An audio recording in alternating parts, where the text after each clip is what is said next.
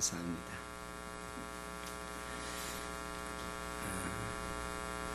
예전에 군대에 다녀온 사람들이 군대에서 불렀던 찬송 중에 기억에 남는 찬송이 있다.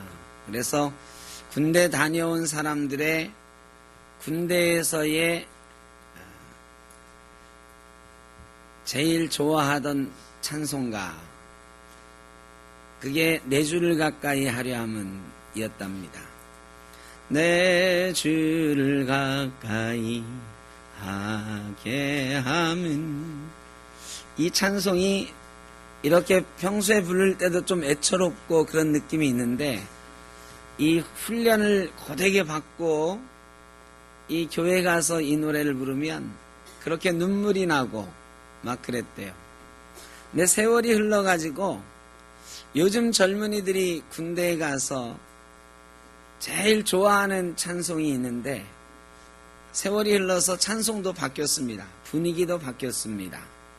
내 주를 가까이 하려 함은처럼 처량하고 이런 노래 안 부르고요, 신나는 찬양을 합니다. 육군훈련소 논산에 가면 연무관이라고 하는 한 몇천 명 들어가는 체육관이 있는데, 거기에 이 훈련병들이 다 모여가지고 예배를 하는 장면을 작년 7월 15일 논산훈련소 연무관에서 아이들이 예배하고 찬양하는 장면을 촬영한 게 있더라고요. 그 중에 아이들이 부르는 찬양 짧게 잠깐 보여드리도록 하겠습니다.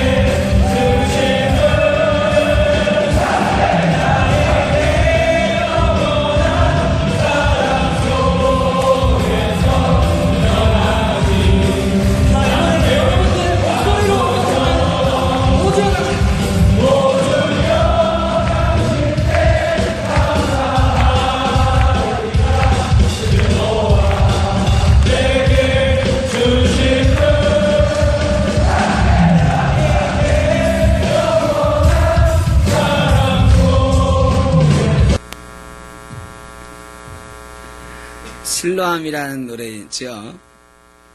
중간에 막 소리 지르는 게 나오는데 그게 추임새인데, 뭐라고 하는지 잘 들으셨어요? 각계전투에 각계전투. 찬송 부르면서 중간에 추임새를 각계전투 넣는 거예요. 근데 여러 가지 버전이 있는데, 저기 몇천 명 들어가는데요, 이 훈련병들이 다 와서 예배하면서 저 찬양을 해요. 근데 교회 안 다니는 아이들도 있을 건데 저게 그 육군훈련소 세례식 하기 전에 아이들 부르던 찬송 지금 녹화해 놓은 건데 한번 생각을 해봤습니다. 왜 저렇게 아이들이 저 찬양에 열광할까? 저기 훈련이 뭐 4주 5주 되니까 4주 5주 동안 갑자기 신앙심이 막 없던 게 막 생겨가지고 저렇게 열광적으로 찬양하게 된 것도 아닐 텐데 저렇게 예수 안 믿던 아이들도 세례받겠다고 와가지고 저렇게 열광적으로 저 실로암 찬양을 부를까? 이 실로암 여러분 다 아시는 찬양이 있습니다만 가사를 제가 불러드리면 이렇게 되어 있어요. 어두운 밤에 캄캄한 밤에 새벽을 찾아 떠난다. 종이 울리고 닭이 울어도 내 눈에는 오직 밤이었어. 우리가 처음 만난 그때는 차가운 새벽이었어. 이 가사가 말이죠. 이 군대에 처음 가가지고 머리 빡빡 깎고 이 제복에 자기들의 청춘을 감싸고 훈련소에 처음 들어온 아이들 마음을 잘 대변해주고 있는 것 아닌가 이런 생각이 들어요. 어두운 밤에 캄캄한 밤에 새벽을 찾아 떠난다. 종이 울리고 닭이 울어도 내 눈에는 오직 밤이었어. 우리가 처음 만난 그때는 차가운 새벽이었어. 처음 군대 들어갈 때는 두렵고 떨리는 마음으로 들어갔단 말이죠.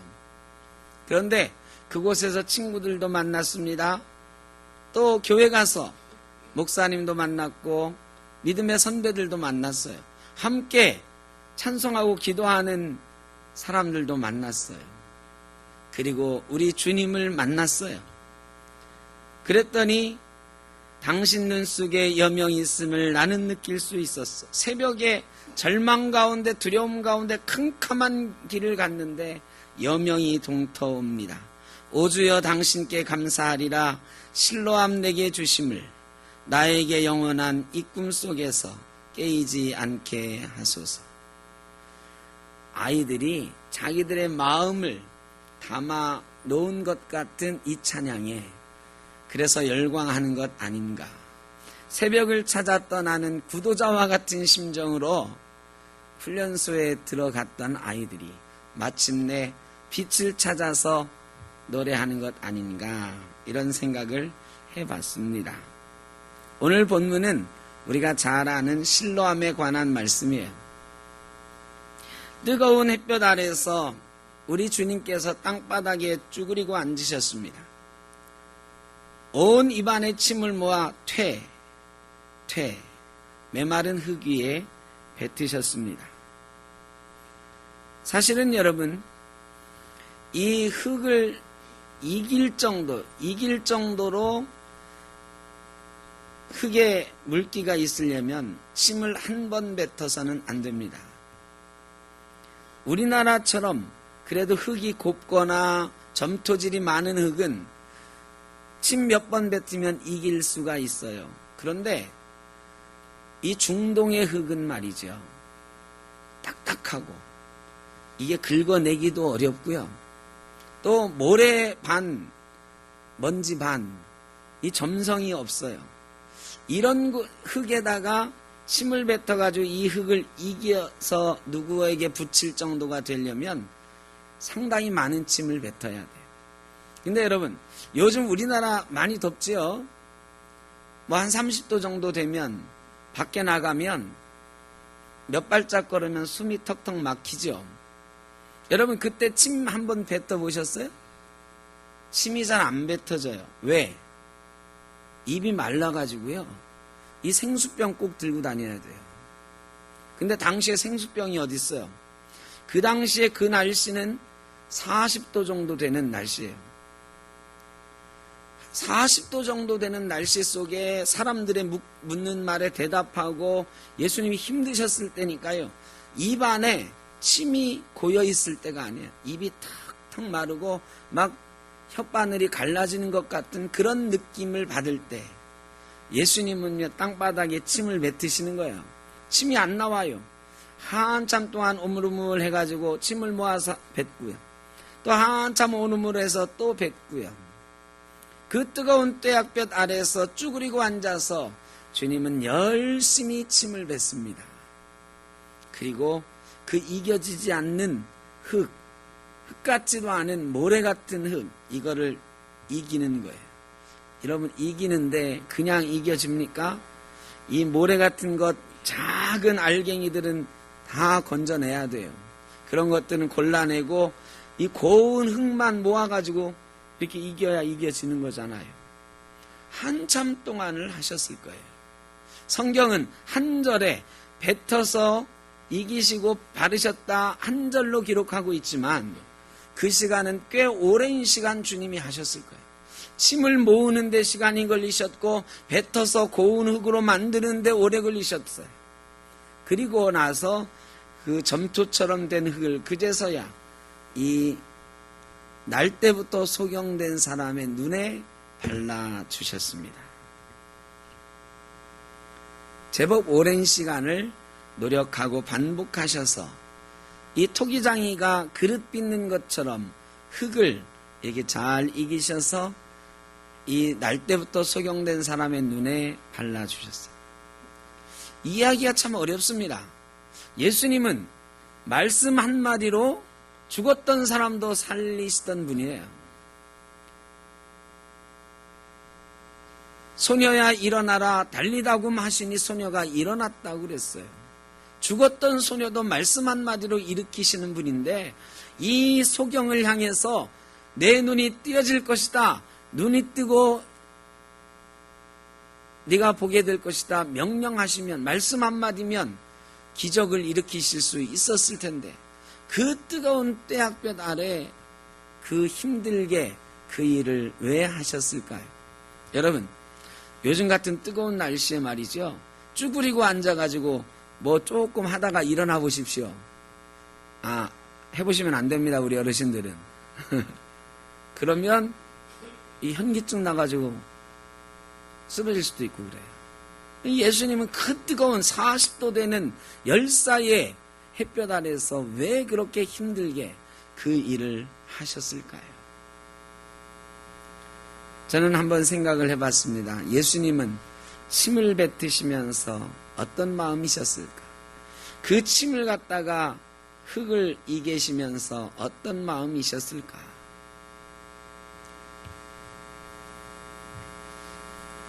날때부터 소경된 사람, 여러분 한번 상상해 보셨나요? 날때부터 소경된 사람은 어떤 세상을 보고 있을까요? 날때부터 소경된 사람은 꿈을 꾸면 푸른 하늘을 볼 수가 있을까요?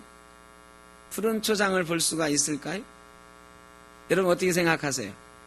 날때부터 소경된 사람은 꿈을 꾸면 무슨 색깔의 꿈을 꿀까요? 날때부터 소경된 사람은 꿈을 꿔도 검정 꿈을 꾼답니다.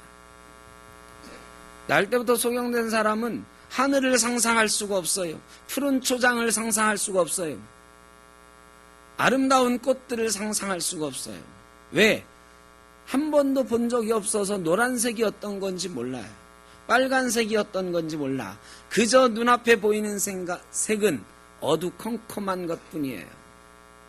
꿈을 꿔도 소리로만 꿈을 꾼대요. 여러분 소리로만 꾸는 꿈, 아무것도 없는데 소리만 들려오는 꿈을 꾸는 거예요. 여러분 조금 있다가 점심 드실 텐데 점심에 메뉴가 뭔지는 모르겠습니다만 뭐 카레라이스, 여러분 좋아하시는 분은 감자가 조금 있고 고기가 조금 썰려 있고 노란색의 이 카레 상상하면 어떻습니까? 입에 침이 고이죠. 여러분 음식은 맨 먼저 눈으로 먹는 거예요. 그리고 코로 먹는 거죠. 그리고 나서 마지막으로 입으로 먹는 거예요.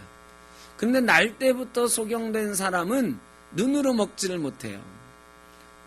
뭐 먹을 거다 해도요 상상이 안 가는 거예요. 옛날에 먹었던 그 맛만 기억이 나는 거예요. 그 기억나는 맛으로 속에 생기는 침샘의 자극과 눈으로 보고 느꼈던 그 맛을 기억하는 침샘의 자극은 완전히 다르다는 거예요. 그러니 날 때부터 소경된 사람은 우리처럼 맛있게 먹지도 못하는 것입니다. 자기가 무슨 일을 할 수 있을 거라고 상상할 수도 없어요. 그저 그는 어머니 왜 나를 낳으셨나요? 원망하는 일, 불평하는 일, 아니면 아무 말도 없이 그저 머리 푹 숙이고 손 내밀고 구걸하는 일. 그가 할 수 있는 일이라고는 그것밖에 없었을 것입니다. 평생을 날 때부터 그렇게 운명 지워진 사람이었습니다. 그 사람을 놓고 지금 사람들은요, 이 사람이 눈먼 것이 부모의 죄 때문입니까? 이 사람의 죄 때문입니까? 논쟁하고 예수님을 시험하고 있어요. 예수님은 너무 마음이 아프셨어요. 이 날 때부터 소경된 사람을 앞에다 놓고 바리새인들이 말이죠, 예수님에게 이 사람은 누구 때문에 이렇게 눈이 먼 것입니까? 이 사람 죄 때문입니까? 부모의 죄 때문입니까? 여러분, 날 때부터 소경된 사람이 그 얘기를 듣고 있는 거예요. 얼마나 마음이 아팠을까요? 주님께서는 이 사람의 죄도 아니고 부모의 죄도 아니다 말을 하시고는 그 앞에 앉으셨어요. 소경이 말이죠, 얼마나 가슴이 벅찼을까. 이 사람이 죄 때문이 아니다, 부모의 죄 때문도 아니다. 여태까지는 사람들이 지나가면서 그랬단 말이죠. 무슨 죄를 졌길래 저 벌을 받았을까? 조롱하고 멸시하고. 근데 예수님은 이 사람의 죄도 아니고 부모의 죄도 아니다, 나를 보내신 이의 일을, 하나님의 하시는 일을 나타내고자 합니다. 이 말씀이 소경에게 얼마나 위로가 되었겠습니까? 그 앞에 앉으셔서 뭐를 하시는 거예요? 침을 뱉으시는 거예요. 소경이 귀를 박잖아요. 내 앞에 이분이 지금 앉으셨구나. 침을 뱉으시네. 뭘 하시는 거지? 흙을 모으고 흙을 이기는 소리가 들리네. 뭘 하시려고 하는 걸까? 주님은요, 그 사람 마음을 다 이해하시면서 그 사람 마음을 아시고 공감하시는 거예요. 그 사람의 아픔에 공감하시는 거예요. 너 참 아프지? 그동안 아프고 힘들었지? 이제 내가 너와 함께 할 것이다. 주님 공감하고 계시는 거예요. 그리고 나서 흙을 눈에 발라주시는 거예요. 그리고 실로암 못에 가서 씻으라 그러시네. 아니, 공감하시면은, 그를 불쌍히 여기시면 그 자리에서 그냥 어느 집에 들어가서 있는 물로 씻으라 하시든지, 그렇잖아요. 니들 집에 가서 씻으라 하시든지, 굳이 실로암에 가서 씻으라고 하시네. 실로암이 바로 옆에 있는 평평한 연못이면 괜찮겠는데요. 실로암은 예루살렘의 맨 아래, 예루살렘은 해발 720m 되는 산 위에 세워진, 시온산 위에 세워진 성인데, 이 절벽 같은 이 아래로 산 등성이 밑으로 내려가면 저 해발 530m 정도 되는 제일 낮은 곳에 실로암이라고 하는 연못이 있는 거예요. 그러니까 이 소경이 거기까지 가려면 한참 내려가야 돼요. 내리막을 내려가야 돼. 내리막 가는 게 눈 안 보이는 사람에게 어렵잖아요.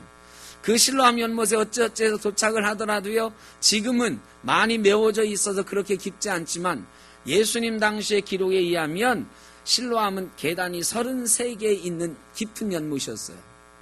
실로암 연못 가에서 물 있는 데까지 내려가려면 계단을 33개 내려가야 돼. 요즘처럼 낮은 계단이 아니에요. 돌로 된 높은 계단 33계단.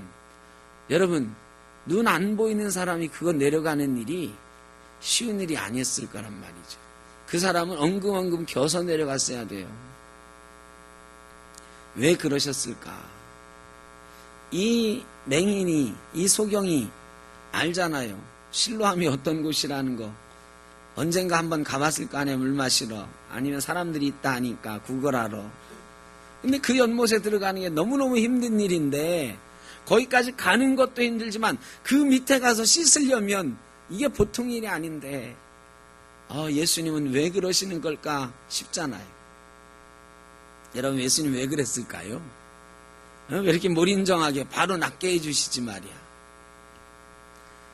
이 실로암 사건을 기록하면서 저자는 괄호해 놓고 실로암은 번역하면 보내심을 받았다 하는 뜻이다. 이렇게 친절하게 해설을 해놨네요. 이게 드문 경우거든요.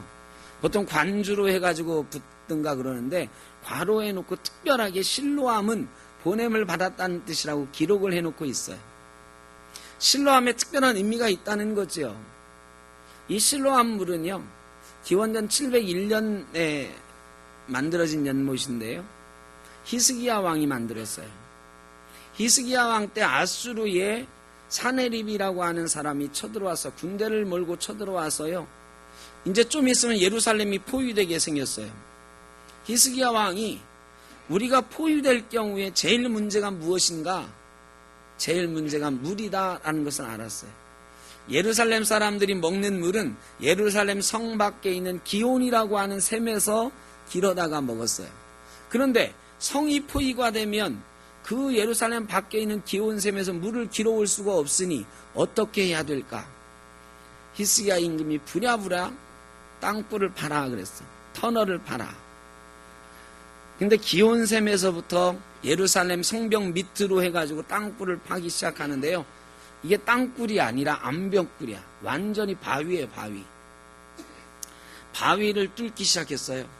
기온샘에서부터 뚫어 들어가기 시작했고 이쪽에 연못을 만들 곳에서부터 뚫어가기 시작했어요. 양쪽에서 막 뚫는 거야. 대충 눈대중으로 여기서부터 1, 2가고 1, 2가고 이렇게 뚫었겠죠. 근데 말이에요, 신통합니다. 이 길이가 533m나 되거든요. 이 터널의 길이가 533m인데 양쪽에서 막 뚫어오는데 바위를 뚫어오는데요. 중간에서 딱 만난 거야. 이게 만났을 때의 기록이 그 실로암의 돌에 이렇게 기록이 돼 있어요. 얼마나 감격적인지. 신통하잖아요. 지금처럼 막 측량 기술이 발달한 것도 아니고 양쪽에서 바위를 보이지 않는 바위 속을 막 뚫고 갔는데 딱 만났어요. 그런데 더 신기한 거는요. 딱 만나고 나서 이 기온샘 물을 막아놨다가 딱 여니까요. 이 물이 막 이 터널을 통해서 흘러가지고 예루살렘 맨 아래에 있는 실로암이라는 이 연못에 모이기 시작했는데요. 이게 이 기온샘의 해발 높이가 536m야. 이 실로암은 높이가 534m예요. 높이 차이가 2m밖에 되지 않아. 그것도 500m 떨어진 곳의 높이에요. 500m 떨어진 곳에 2m 높은 곳에 있는 샘이 2m 낮은 곳으로 흘러오는 거예요. 신기하죠? 어떻게 중간에 거꾸로 이렇게 경사가 안 됐을까? 어떻게 그렇게 완만한 경사를 이 바위를 파면서 맞췄을까? 이 길이가 0.6도야. 1도도 안 돼요. 0.6도야. 0.6도밖에 안 되는 이 기울기로 인해서 기온샘의 물이 기온에 있는 물이 실로암 연못으로 막 흘러드는 거예요. 드디어 아수르의 군대가 이 성을 포위했습니다. 이 기온샘을 히스기야 왕이요, 아수르가 모르게 막아버렸어요. 다 흙으로 덮었어. 그런데 속에서는 물이 흘러가는 거지.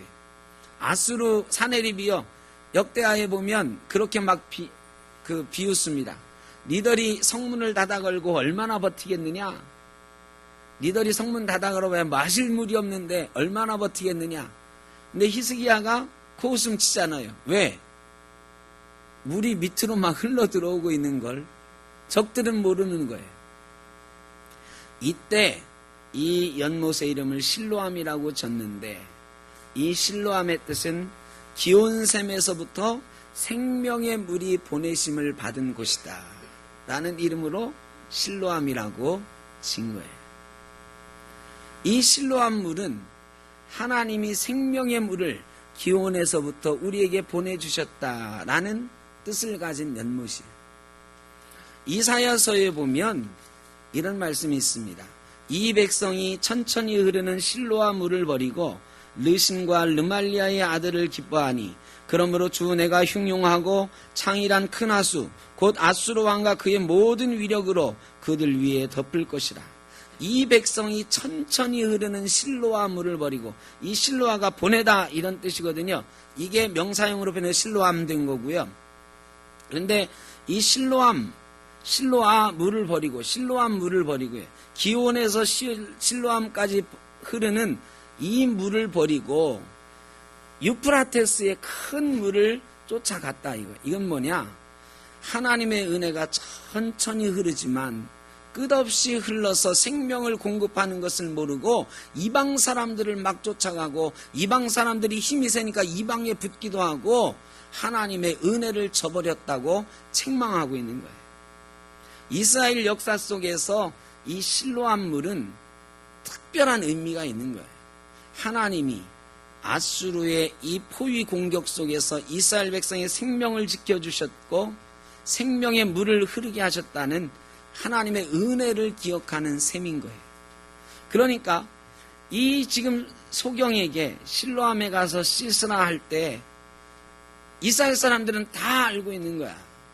기온에서 실로암으로 생명의 물을 흘려보내는 것처럼 이분이 뭔가 지금 실로암에 가서 특별한 일을 나타내려 하는 것이구나.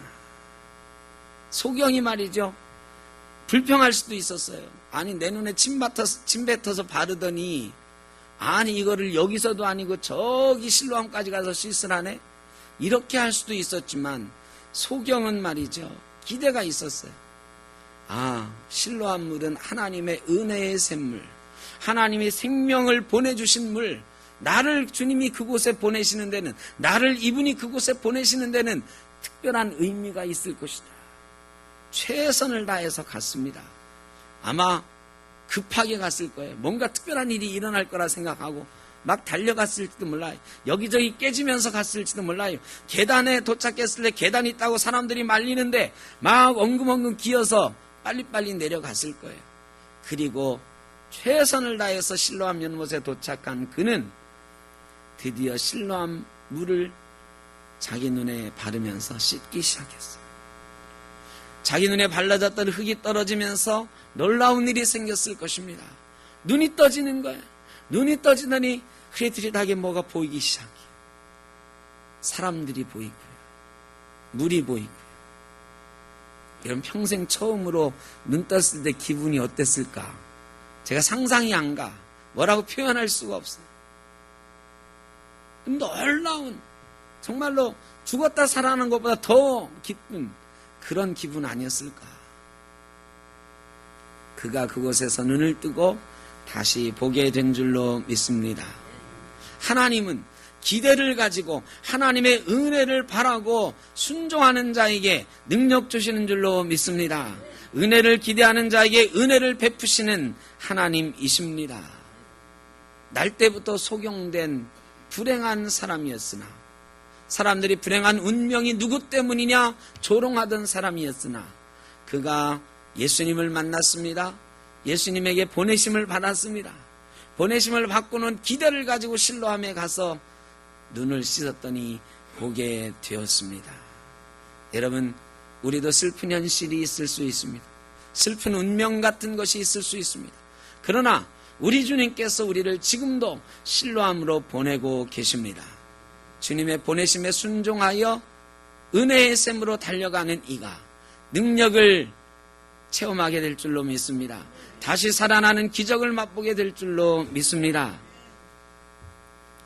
19살 과부가 있었습니다. 19살의 과부가 되었으니 참 마음 아픈 일이죠. 동네 어르신들이 그 여인을 볼 때마다 혀를 쯧쯧 차는 거예요. 참 안 됐다. 안 됐네. 어떻게 살아. 이 여인이 말이죠. 하루는 거울 앞에 섰어요. 그리고 눈을 질끈 감고 머리카락을 자고 가위로 머리를 싹 잘라버렸습니다. 머리를 짧게 자르고는 시댁을 나왔어요. 이제 남편도 19살에 죽고 없으니 이 시댁에서 살 이유가 없죠. 근데 여자 혼자 살 수가 없으니 되게 시댁에서 사는 경우가 많은데 이 여인은 머리를 자르고 이제 저는 나가겠습니다 하고 나왔어요. 그리고 정처 없이 떠나서 서울로 올라갔어요. 그 당시는 한성이죠. 서울로 올라가서는 죽으라고 일을 했습니다. 하여간 벌어먹고 살 수 있는 일은 정신없이 다 했어요. 그러다가 누구의 소개로 어떤 집 가정부로 들어가게 됐습니다. 가정부로 들어가서 열심히 일을 하니까요, 하루는 주인이 부르는 거예요. 야, 너 참 성실하고 괜찮은 사람 같다. 너 소원이 있으면 말해봐라. 하고 싶은 일이 있으면 말해봐라. 그러는 거예요. 이 19살 과부가 당당하게 2가지 소원이 있습니다. 그래서 2가지. 한 가지도 아니고 2가지. 뭐냐? 하나는 제가 낮에는 일하고 밤에는 야간 학교에 가서 공부하고 싶습니다. 2번째는 주일날, 일요일은 내가 교회 가서 꼭 예배할 수 있게 해주십시오. 주인이 그러마 하고 소원을 들어줬어요. 그때부터 주일에는 열심히 가서 예배하고 기도하고, 평일에는 낮에는 일하고 밤에는 학교에 가서 공부하는 거예요. 숙명여학교, 지금의 숙명여고 가가지고 열심히 공부를 했어요. 얼마나 열심히 공부를 했는지요? 이 여인이 장학생이 됐어요. 학교에서 너무너무 열심히 공부하니까 야간 학교 학생임에도 불구하고 유학을 보내주겠다 그랬어요. 이 주인이 허락을 해줬습니다. 유학 가는 비용도 보태주고, 일본에 가서 공부를 열심히 하고 돌아왔습니다. 해방되기 전까지는 장학사로 일을 하다가 해방되고 나서 학교를 세웠습니다. 그리고 그 학교의 초대 학장이 되었습니다. 그 학교가 숙명여자대학교. 그리고 이 19살 과부였던 분이 숙명여자대학교를 세운 초대 학장 임숙재 선생님입니다. 여러분, 누구나 힘들고 어려운 형편과 사정이 있습니다. 그러나 하나님께서 우리에게 주신 놀라운 잠재적인 능력과 가능성이 우리에게 있습니다. 지금 실로암 못에 보내지기 전에 그 소경 같은 운명일지라도 주님께서 우리를 보내시고 그 보내심에 순종하고 실로암 못에 가서 씻으면 하늘을 볼 수 있고 땅을 볼 수 있고 세상을 볼 수 있는 눈이 열리게 되는 줄로 믿습니다. 우리에게도 그런 능력이 있고 숨겨진 잠재력이 있습니다. 그런데 우리의 영의 눈이 감겨져서 모른 채 살아가고 있는 거죠. 주님은 지금 우리 앞에 쭈그리고 앉아서 침을 뱉고 계십니다. 흙을 이기고 계십니다. 그리고 우리 눈에 바르시고 실로암에 가서 씻으라 말씀하십니다. 너의 일을 하라. 너에게 맡겨진 일을 최선을 다해서 하라고 말씀하십니다. 여러분, 그러면 임숙재 선생님이 놀라운 일을 해냈던 것처럼 우리도 주님 주시는 능력 안에서 놀라운 기적을 맛보게 될 줄로 믿습니다. 실로암에 가서 하나님의 은혜의 샘에서 씻고 하나님의 은혜를 경험하게 될 줄로 믿습니다.